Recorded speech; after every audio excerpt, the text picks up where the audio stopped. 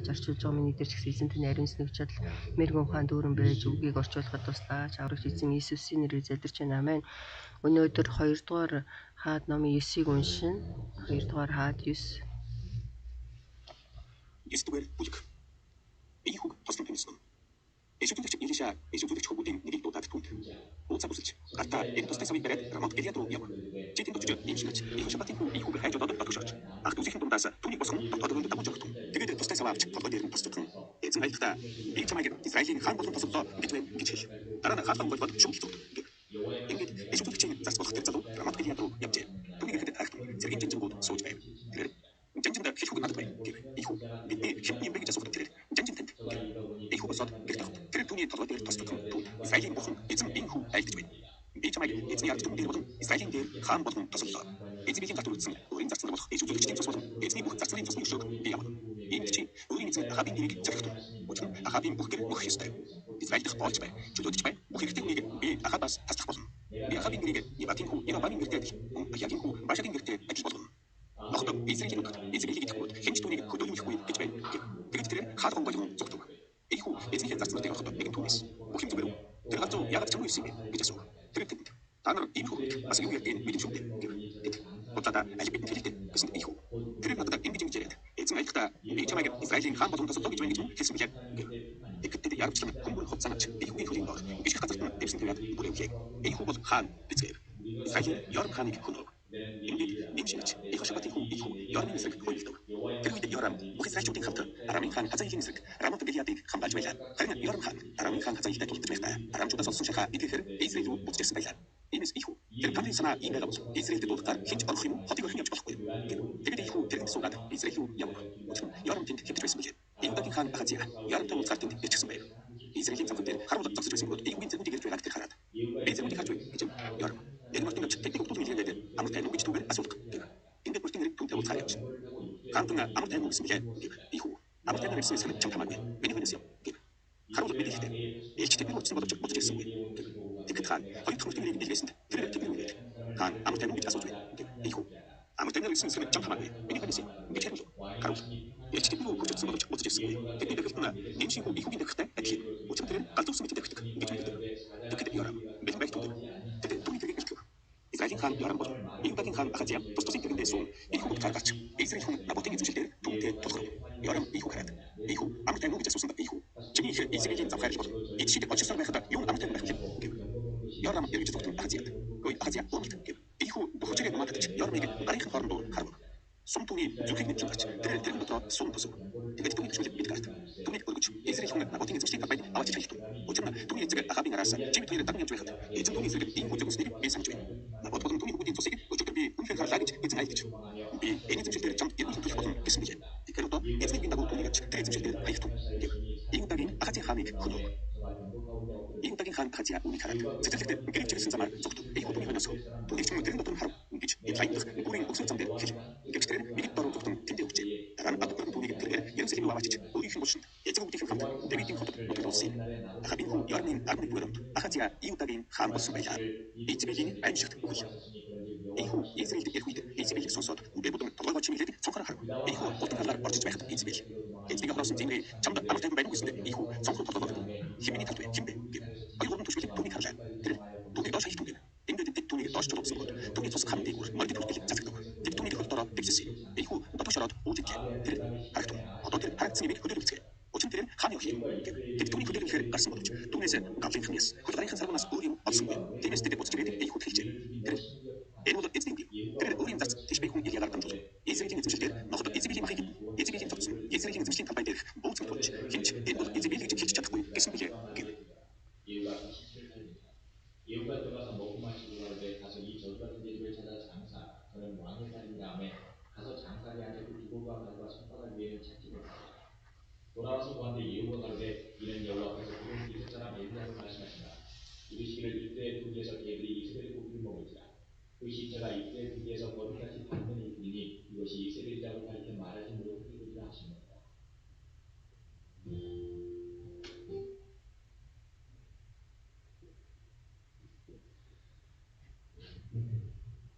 아멘.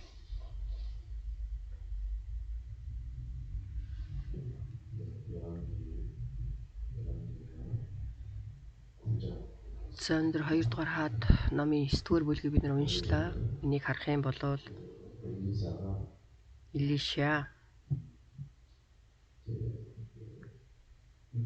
이스라엘 왕을 Илиша иш үзүүлэгчтэй хөвгүүдийн дуудаад бүслээд тэр их үг Израилийн хаанаар тослоо гэж тушааж байна. 후손이 아니죠. За 예хүү бол энэ Ахав хааны үр удам биш харин баатар. 엘리사가 그 선지자를 통해서 За 보내서 Илиша иш үзүүлэгч хөвгүүдийн нэгийг илгээгээд 예хүүд очоод Израилийн хаан болгонд тослоод ирээ гэж хэлсэн. 지금 처음으로 이렇게 듣는 이름이 아닙니다. За 예хүү 라는 말이 гэдэг нэр бол 열왕기상 19장에 나옵니다. 열왕기상 19장에 나오는데 열왕기상 19장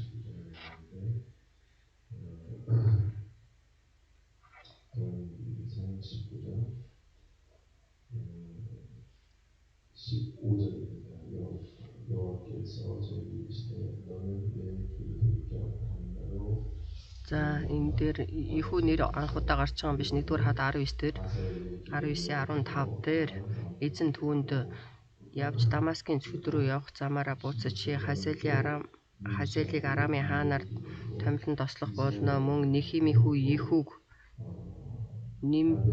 Шин хүү Ихүүг Израилийн хаанаар томилон тосолж бас Абел Михамолыг Шабатын хүү Илишаг өөрийн оронд иш үзүүлэгчээр томилон тослох болно гэж хэлсэн. Тэгэхээр Ихүү гэдэг энэ нэрийг бол энэ 1-р хаад 15-19 дээр гарч байна. За тэгээд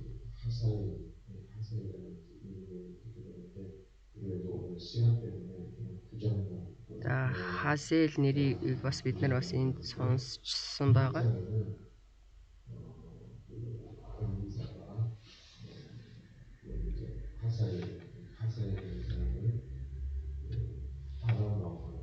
За тэгээд энэ 2-р хаад номын 8 дээр болохоор Хазелийг хаан өмнөр тосолсон.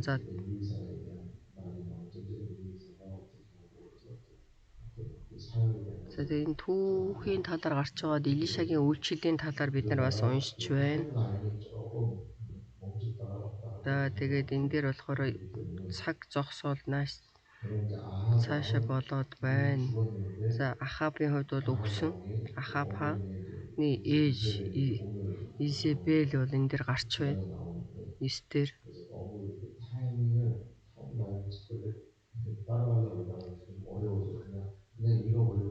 Тэгээд энэ дээр болохоор бид нар 8-9-ийг уншаад тэгээд энийг бол ойлгуулахын тулд яриад зүгээр энийг бол уншаад өнгөрөхөд болно. Ихүү гэдэг энэ хаан бол Илишагийн тосолсон хаан. За тэгээд Хазелийг хүртэл Илиша тосолсон. Илишагийн тэр гайхамшигтай сүнслэг хүч чадлуудыг бид нар уншсан. Илияш тэр Илишаш тэр түүний сүнслэг онцгой зүйлүүд нь юу байсан бэ гэхээр хаадуудаас ч илүүгээр маш их хүчтэй, эрх мэдэлтэй, түүгээр зогсохгүй бат зоригтой байсан. Илиягийн хувьд ч гэсэн айдас байхгүй, Илишагийн хувьд бол тухайн үед ганхаж байсан боловч харин Ягаас Илишад болвол үнэхээр гайхамшигтай бөгөөд тэр Илиягийн сүнс 2 дахин бол түүн дээр байсан. Ерөөсө гангахч зүйл байхгүй, ерөөсө эргэж харахч зүйл байхгүй, айхч зүйл байхгүй. Ерөөсө хаан болон хаадуудыг бол ялсан гайхамшигтай иш үзүүлэгч байсан. Илиша бүр онцгой иш үзүүлэгч гэдэг маань иш үзүүлэгчдэрийг бурхан Израилийг өдөрт Юда болон Израиль иш үзүүлэгчдийг тусад нь бодол бурхан өгсөн бөгөөд тэгээд бурхныг өмнө хааныг тослон хааныг босгож улсыг болоод Бурхны хүслийн дагуу иш үзүүлж байсан. Тэгээд өөр улсын хааныг хүртэл бас энэ дэр босгож уншид Арам хааныг хүртэл. Тэгэхээр 놀랍죠. тэр 어떻게 бол маш их гайхамшигтай. 그냥 한 나라의 선자가 아니라 Нэг улсын ис үзүүлэгч биш. 꼼짝도 Өөр улсын хаадад хүртэл хөлдөхөөргүйгээр Илиша болвол 영광과 гайхамшигтай сүнслэг хүч чадал бат зоригтой 어마어마했죠. 그리고 гайхамшигтай байсан. 그걸 감당을 못했습니다. За тэгэхээр үед бол маш олон хүмүүс үний Илишагийн 감당을 못했습니다. сүнслэг хүч чадлыг бол дийлэх боломжгүй тийм цаг үе. Тэгэхээр бид нар энийг харах юм бол 엘리야와 엘리사 Илия болон Илиша 특이한 사람 같죠. хуучин гэрэн дээр бол маш их онцгой Бурхны болоод сонгосон иш үзүүлэгч нар гэж бид нар харж байна. 그 말씀을 Энэ үг бол гайхамшигтай. Бурхан болоод хуучин гэрэн дээр нэг хүнийг сонгоно, хоёр хүнийг сонгож иш үзүүлэгчдийг сонгоо өөрийнхөө үйлчлэлд бол хэрэгжилж байсан бол харин шинэ гэрэн дээр ийм иш үзүүлэгч нар байх уу? Шинэ гэрэн дээр бол ийм иш үзүүлэгч Бурхны сонгосон нэг хоёр иш үзүүлэгч гэж байна уу? Харин шинэ гэрэн дээр шинэ гэрний цаг үед бол тийм иш үзүүлэгч нар байхгүй. Харин хуучин гэрэн дээр болохоор Бурхны онцгой хийх ажлуудыг бол ингэж хийх хүмүүсийг сонгож байсан бол шинэ гэрэн дээр бол бүгдэд Бурхан болоод бүгдийг тосолсон. За Бурхан бол Илия болон Илишад Илишаг тосолсон бол тосолгоо гэж ярьж байгаа учраас Есүс Христийг Бурхан бас тосолсон. Амен.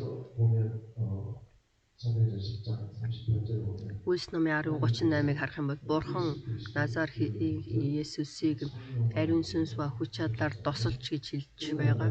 Тэгээд дараа бид нар бүгдөө Есүс Христийн дотор байна. Есүс Христийн дотор байж Есүс би ариун сүнсийг илгээнэ. Яг адилхан энэ тосолгоо Бурхны тосолгоо байнга л байна. Хуучин гэрэн дээр болвол хаяа нэг юм уу хоёр хүнийг сонгон хэрэгжилж исэн бол шинэ гэрэний цаг үед өнөөдөр тэр ариун сүнсний тосолгоо бол бүх хүнд бол өгсөн. Христэд итгэдэг хүн болгонд өгсөн. Есүсийг эхэлж тослоод Есүс дараа бүх Христэд итгэдэг хүн болгонд бол энэ тосолгоог өгсөн. Хүлээн аваа гэж, ариун сүнсийг хүлээн аваа гэж. Тийм болохоор ариун сүнсний тослогоог мэддэг хүмүүс хуучин гэрээний өгнүүдийг бол хуучин гэрээн дээр байгаа хүмүүст бол онцгойгоор энэ сүнслэг биелэг аюулсыг өгч байсан бол харин шинэ гэрээн дээр байгаа хүмүүст бол ариун сүнсний тослогоог итгэдэг хүн болгонд Бурхан өгсөн. Тэгэхээр энэ ариун сүнсний тослогоог ойлгож мэдэхгүйгээсээ болоод энэ тослогоо гэдэг маань юу юм? Үлс номын 10:38 амен амен. Үлс номын 10:38-ыг бүгдээрээ харъя. Энэ нь Бурхан хэрхэн Назарын Есүсийг ариун сүнс ба хүч чадлаар тосолсон хийгээд тэрээр диавол daарлагдсан бүгдийг эдгийн сайныг үлдэж явсан тухай юм а. Учир нь Бурхан түүнтэй хамт байсан. Амен. Есүс ингэж хэлсэн. Надад итгэдэг хүн миний хийх зүйлийг хийх бөгөөд тэрнээс ч илүү агуу хийнэ гэж хэлсэн. Тэр шалтгаан нь Есүс би аав руу явна гэсэн энэ үг маань. Есүс энэ дээр юу гэж ариун сүнс болон хүч чадлаар Назарын Есүсийг тосолсон. Тэгэхээр энэ Есүс дээр байгаа ариун сүнс ба хүч чадлаар тосолсон тэр тослогоо Христэд итгэдэг хүн нэг болгон дээр байна. Есүс Христийн хийсэн зүйл юу вэ? Намайг хараад итгэхгүй ч гэсэн миний хийж байгаа зүйлүүдэд итгэе. Энэ бол Бурхны гайхамшигтай ажлууд байна шүү дээ. Энэ тослогоо бол Бурхны энэ тослогоо ямар нэгэн онцгой хүн дээр тослогдох биш. Есүс Христэд итгэсэн хүн болгонд Есүс болоод Амен ариун сүнс ба хүч чадлыг тосолж өгнө гэж хэлж байна. Харин асуудал нь юу вэ гэхээр энэ Библийн үгийг сайн мэдхгүй ойлгохгүйгаасаа болоод энэ үгийг бол дэндүү ойлгохгүй байна. Харин Бурхны үгийг болоод шүүсэн өнцгөөс хараад байна. Ариун сүнсний бэлхэм дүүрэл, досол гоо, хүч чадал гэдгийг бол зүгээр л нэг 그냥 추상적인 모습, 뭐 종교식으로 шашинлаг үзлээр үзээд 기분 충만. зүрх сэтгэл нь баяр хөөртэй байна, зүрх сэтгэл нь амар тайван байна. За баяр хөөртэй байна гэл тэгэл тэрийг өөртөө ариун сүнсээр дүүрэн байна гэж ойлгоод байдаг. Тэгэхээр энэ ариун сүнсний хүч чадал тосолгоо гэдэг маань юу вэ гэхээр хуучин гэрээн дээр онцгой бат зоригтой байж энэ ертөнцийг ялж хааныг ялсан тэр энэ болгон бол итгэлийн гайхамшигтай үйлсүүд байсан үйлдэлүүд. Тэгэхээр энэ бол Еврей номын 11 дээр бүр тодорхойлсон байна. Тэгэхээр ертөнцийн болоод ертөнц бол энэ хүмүүсийг яах ч аргагүй гайхамшигтай. Тэгэхээр бид нар ийм гайхамшигтай тослогоо хүлээн авсан хүмүүс бид нар энийг хүлээн хэрэгтэй бөгөөд энийг сурах хэрэгтэй. 기대해야 돼요. 거기서 기도를 해야 됩니다. 근데 이런 기도가 없어져. Тэгэхээр ийм залбирал байхгүй болж байна явах тусам. 감기 몸살거리가 Тэгээд ерөөсөө тэр ханиад маань төрөх юм бол эзээ өгөөч. Өө эзэм нь хурдан идгээж өгөөч. Ийм уугаал жоохон эмчлүүлээл хурдан эзэм минь ирүүл болоход туслаач гэсэн сул тийм залбираад байдаг. Өө эзэм минь танд итгэж байна. Харин жинхэнэ бат зоригтой байж хашгирсан тэр дуу хоолой байхгүй. Эзэн чи бол гэрэл гэж хэлсэн. Амен. Чи бол гэрлээ гэж, чи бол давсаа. Амен.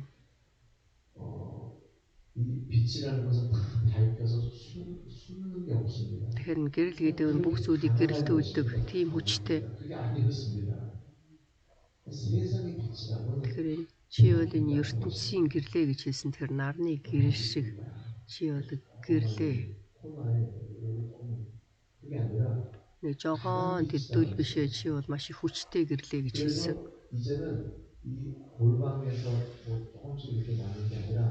Тэгэхээр бид тэр аль нэг болонд шивнэх биш өмөр маш их бат итгэлтэйгээр ертөнцид хашгираа гэж хэлсэн. Бурхны хүч чадлыг тунхлаа гэж хэлсэн. Харин сүүлийн үед бол энэ шинжлэх ухаан хөгжсөн учраас энэ ертөнцид амьдрахад бол сайхан байгаа учраас Бурхны үгийг ерөөсөө хэлэхгүй, ярихгүй, хашгирахгүй байна. Яагаад итгэж чадахгүй байгаа учраас, найдаж чадахгүй байгаа учраас. Тэгээ нэг жоохон зүйлийг Бурханд хийж өгөөлөө. Амен гэл тэгэл энэ гайхамшигтай энэ Бурхны ариун сүнсний хүч чадал ариун сүнсээр тусалцсан энийг ойлгохгүй. Зүгээр л Бурханд магтаалыг өргөтөл хашгирахгүй байна. Жинхэнэ бодис төр хэн тэгж итгэхийн тэгж хэн хүсхийн гэл. Энэ бол өөрчлөгдөд байна. Христэд итгэдэг хүмүүст болоод Бурхны гайхамшигтай ажлуудыг хийгдэх ёстой байтал ариун сүнсний бэлэг авьяасан. Ариун сүнсний 9 бэлэг авьяасын нэг нь юу вэ гэхээр энэ болохоор Бурхны гайхамшиг тэмдгүүдийг үлдэх. Тэгээд тэр зүйлүүдийг бол үгээр хэлэхэд хэцүү юм. Тэгээд тийм зүйлүүд одоо байхгүй юм чинь бид нар хэлээд яах вэ гэсэн тийм бодолтой. Гэтэл энийг бид нар хэлэх хэрэгтэй, ярих хэрэгтэй, өшөө илүү хашгирах хэрэгтэй. Амен.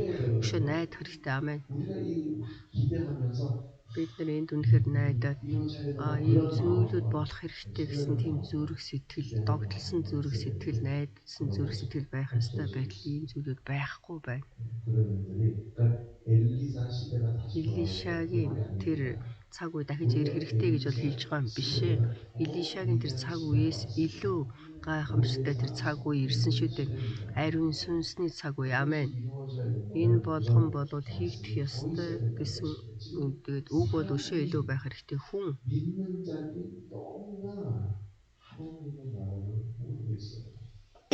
Христэд итгэдэг хүмүүс Бурхны улс хаанчлалыг ерөөс мэдэхгүй байгаа учраас ямар ч найдлага алга байна. ертөнцид найдаал. Тэгээ бид нар залбирч байхдаа харах юм бол за энэ улс эдийн засгийн хувьд ч гэсэн энэ улс үнэхээр улсаа сайн сайхан амьдрахын төлөө гэдэг нь Солонгос улсын төлөө, Оросын төлөө, Монголын төлөө Америкийн төлөө, 기대를 위해서 기도하는 улсын төлөө найдан залбираад байдаг. Бурхны хаанчлалын төлөвт залбирал байхгүй болцсон байна. Энэ бол маш том асуудал. 저는 오늘 말씀 보면서 Би өнөөдөр энэ үгийг хараад 어떤 것을 기대해야 되냐? бид нар юунд найдах ёстой? 성령 충만이라는 것을 Ариун сүнсээр дүүрэн байна гэдэг байна. 무시하면 안 됩니다. Энийг бид нар үл тоож болохгүй. Ариун сүнсээр дүүрэн байна гэдэг нь Бурхны хаанчлал ирнэ гэдгийг хэлж байна. Аамен. Аамен. 그 나라의 왕, Тэгэхээр Бурхны хаанчлалын хаан, тэр Бурхны хаанчлалын эрх мэдэл, Бурхны хаанчлалын гайхамшигтай алдар сүр ирнэ.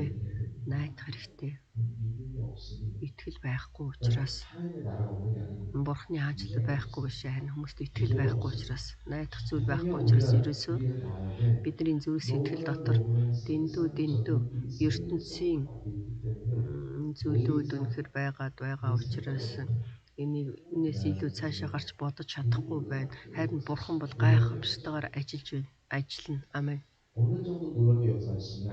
Бурхан 오늘 말씀 보세요. ямар гайхамшигтай ажилласныг харах уу? Өнөөдөр 엘리사가 세웠죠. 근데 19장에는 엘리야에게 지시했거든요. за тэгээ Илишаг болохоор Бурхан Ихүүг дослоо гэж хэлсэн. Гэтэл Илиша болохоор досолж байсан. Хазаа 왕을 세우고 тэгээд Ихүүг дослоно. 엘리사를 세우고 Мөн Хазаэлийг дослон Илишаг босгоно гэж хэлсэн. 강한 왕이 На 되는데 Ихүү бол нэлээд хүчтэй хаан байсан. 그래서 하사엘을 피하는 사람은 예후를 피할 수 없고 예후를 피할 수 За тэгээд тэн дээр юу гэж хэлсэн бэ гэхээр 그렇게 나옵니다. 그런데 엘리야가 Ихүүгээс зайлсхан хүн 왕들을 세우고 나중에 Илиягийн гарт 그 이유가 있어요. за тэр шалтгаан бол байна. 열왕기상 21장에 보면 아합 왕이 Ахаб хаан 자기가 회개합니다. нэгдүгээр хаад 22-ыг харах юм бол Ахаб хаан гэмшиж байна. 21장에 보면 참 악한 왕이죠. Тэгээ Ахаб хааны хувьд бол маш их муу хаан байсан. Илия очоод 아합 왕에게 이런 일들이 있을 것이다. Ахабд бол дэш үзүүлж байна. 포만을 주고 어머니도 어머니 Чи өхөн чиний ээж чинь Изабель ч гэсэн өхнээ. 모든 아들들이 남지 않게 Тэгээд чамаас бол 그랬을 때 эрэгтэй хүүхдүүд бол нэг ч үлдэхгүй гэж хараасан. За тэгээд энэ бүгдээр үгийг харъя. 21장 27장 아합이 모든 말을 들을 때에 Энэ 21-ийн 27-ыг харъя. 배로 몸을 동이로 금식하고 Ахаб эдгээр үгийг сонсонготой хувцсан уран биеэ тарааж өмсөж мацаг барин тааран хувцтайгаа хэвтэн чимээгүй явах болжээ. 이제 그 말을 딱 듣자마자 자기가 회개합니다. За тэгээд энэ үгийг сонсоод Илия бол Ахабд хэлж байна. Тэгээд Ахаб хаан бол энэ дээр гимшиж байна. Тэгээд Бурхан 29-ыг харах юм бол миний өмнө Ахаб өөрийгөө хичээнгүй хөлдсөнгүй болгосныг чи харсан уу? Тэр өөрийгөө миний өмнө хөлдсөнгүй болгосон тул би түүний өдрүүдэд гай гамшиг буулгахгүй харин түүний хүүгийн үед түүний гэр дээр гай зовлон авчирнаа.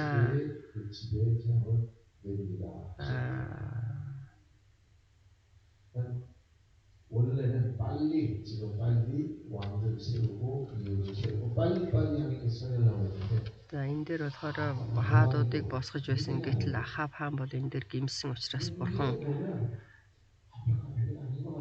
тэгээд энэ гимшлийг харах юм бол бүрэн төгс гимшил биш байсан. Өөрийн хуурам шүтөөнүүдийг өгөө болгож бүхэл хуурам шүтөөнүүдийг байхгүй болгох байсан бол өөрийнхөө ээжийг ч гэсэн хүртэл тэр байр сууриас нь буулгах ёстой байтал зүгээр би Бурханы өмнө би буруу зүйл хийлээ гэж энд бол хувцас аваад гимшээл тэгтэл Бурхан бол энийг сонсож хүлээн авч байна.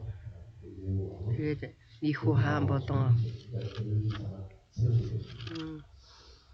Хазэл хааныг бол Элиша дараа нь босгож байна. Бурхан бол гайхамшигтай. Бурханы зүрх сэтгэл өөрчлөгдөө бишээ. Бурхан бол төлөвлөгөө хүсэл дотор ажилладаг. Тэгээд Бурханы хүсэл бол заавал биелэгддэг бөгөөд Бурханы төлөвлөгөө гэдэг нь Бурханы өмнө хүмүүсийн итгэл ямар байна тэрнээс шалтгаалаад Бурхан бол гайхамшигтай бол үйлдэнэ.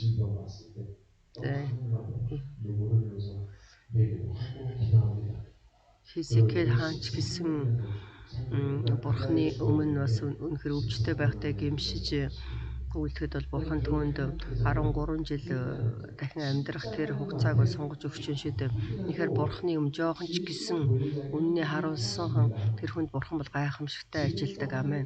Одоо ч гэсэн Бурхан бол ямар гайхамшигтайгаар ажиллах вэ? Тэр хэмжээгээрээ Бурханы хайр, Бурханы зүрх сэтгэлийг бол хүмүүс мэдэхгүй байна. Жоохон ч гэсэн гимшиж жинхэнэ Бурханы хүслийг дагнаа гэх юм бол Бурханы хүслийг хүсэмжилнэ гэх юм бол Бурхан ажиллана шүү дээ. 원래 왕들이 나라들이 세상에 믿는 자들의 감당을 못하는 Тэгэхээр энэ хаанчлал болон 결론이에요. Христэд итгэдэг хүмүүсийг энэ ертөнц бол яах ч аргагүй тийм байдалтай байна гэж Еврей намын 11 дээр бичсэн байтал харин Христэд итгэдэг хүмүүс эсрэгээр яваад мөнгөний өмнө чичрээл эзнийхээ өмнө чичрээл ажлын өмнө чичрээл ингэж байна. Итгэлийн дотор бол үнэхээр тэр итгэгч хүмүүс боломжгүй зүйлүүд үгүй гэсэн тэр зүйлийг болоод хийх боломжгүй тийм байна шүү дээ. Сүм чуулган бид нар гимшиж эзний өмнө хурдан ирж Бурхан эзэм тагаахнаар ажиллаач гэж найдах хэрэгтэй. Жинхэнэ энэ итгэлийн дүр төрхийг бид нар харуулах хэрэгтэй. Амен. Бүгдөө хамт эзний өмнө залбирая. Бидний эзний өмнө гимшиж бүгд эзний өмнө гимсцгаая. Энэ цаг үед Бурханы ариун сүнс болон тэр гайхамшигтай ариун сүнсээр дамжуулаад хийх Бурханы ажлууд хийгдэх ёстой. Тэгэхээр өнөөдөр бол үгийг гүнзгий сонсоод ойлгоод Бурхан биднэр дээр ажиллахыг хүсэж байна. Бурханы өмнө залбирахыг хүсье. Бүгдөө хамт эзний заасан залбирлыг Тэнгэрт байгаа бидний эцэг минь таны нэр ариунаар дурсагдж таны хаанчлал ирэх болтугай. Шилхэн тэнгэрчхийн газар дээр биелэгдэх болтугай. Өдөр тутам юм давхыг энэ өдөр бидэндээ өгөөч. Бид өртөнгүүтээ уучлсны адил бидний өрийг уучлаач. Бидний сорилтанд оруулаач. Бузар муугаас гэлгээж. Учир нь хаанчлал хүч чадал алдар сүрхэж үрд таних. Амен. Өнөөдөр ч гэсэн пастор өдөрдөх сүм чуулганыхаа төлөө залбирч хүсэж байна.